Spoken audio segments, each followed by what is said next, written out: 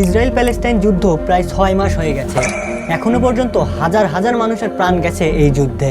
কিন্তু আপনি কি জানেন এই যুদ্ধে সবচেয়ে বেশি লাভ কার হচ্ছে?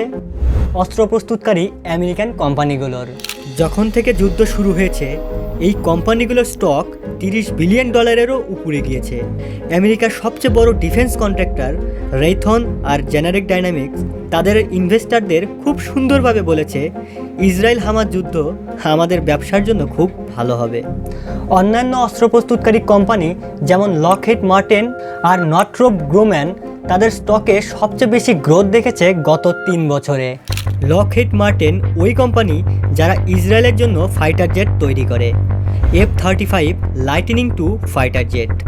July 2023 Israel $3 billion deal sign করে F-35 ফাইটার জেট কেনার জন্য।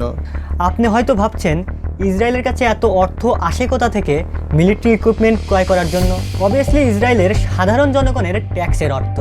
এই খবরটা একবার দেখেন।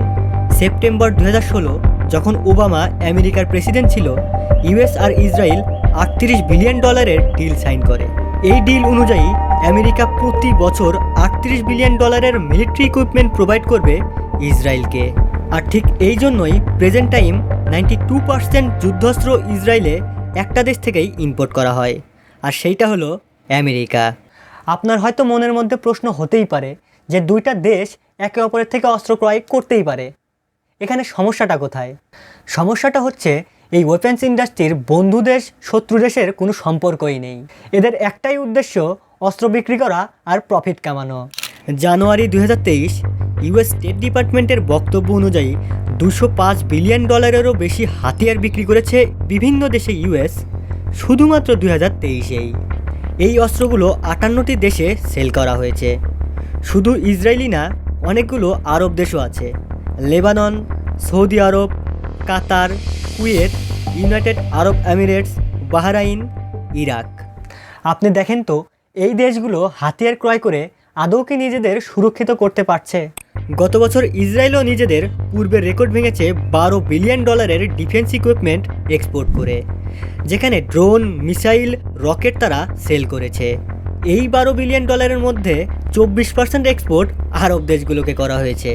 Israel 10th largest arms exporter.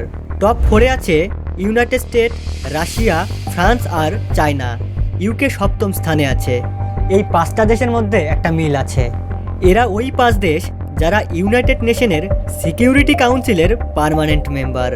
এই 5টা দেশ যে পরিমাণ হাতিয়ার বিক্রি করে সেগুলো যদি একসাথে করা হয় তাহলে গ্লোবাল আর্মস এক্সপোর্টের 75%ই এই দেশগুলো করে থাকে। এই ফ্যাক্ট দেখার পর কেউ কিভাবে এক্সপেক্ট করতে পারে যে ইউনাইটেড নেশনের তরফ থেকে কোনো রেজলিউশন আসবে যুদ্ধাস্ত্র কম করার জন্য?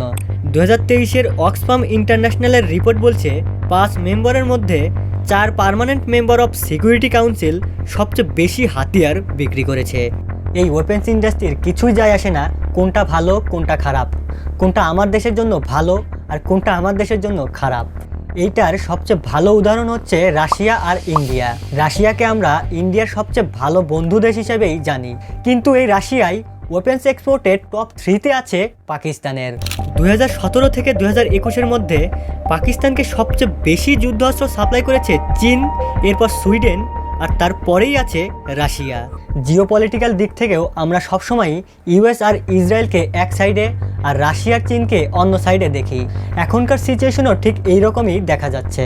রাশিয়ান প্রেসিডেন্ট পুতিনের ভাষ্যমতে এখন যে ইসরায়েল প্যালেস্টাইন যুদ্ধ হচ্ছে সেখানে ইউএস পলিসির ফেইলিয়ারের কারণেই হচ্ছে। এইদিকে চায়না বলছে ইসরায়েল যে অ্যাকশন শুরু করেছে গাজায় এইটা বিয়ন্ড সেলফ ডিফেন্স। এগুলো শুনে মনে হয় ইউএস ইসরায়েল একদিকে আর রাশিয়া চায়না আরেক দিকে, কিন্তু প্রশ্নটা যখন হাতিয়ার তখন এই সবগুলো দেশ একই সাইডে। এই সবগুলো দেশ পৃথিবীতে সবচেয়ে বেশি যুদ্ধাস্ত্র এক্সপোর্ট করে থাকে। এই লিস্টটা দেখেন, টপ 100 ওয়েপেন্স কোম্পানি। লিস্টের প্রথমেই আছে লকহিড মার্টিন, নাম্বার 3-এ আছে নর্থ্রপ গ্রুম্যান।